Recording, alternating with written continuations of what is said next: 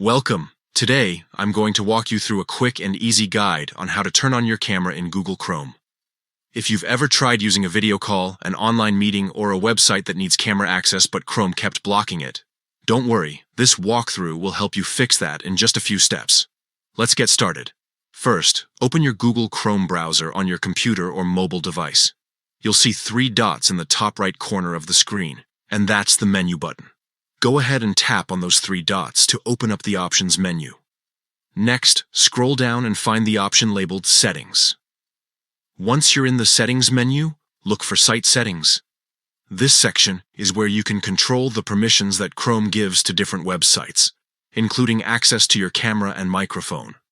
Now, inside Site Settings, you'll find the option called Camera. Tap on it to open up your camera preferences. Here, you'll see a simple toggle switch that allows you to turn camera access on or off. Make sure this toggle is set to on.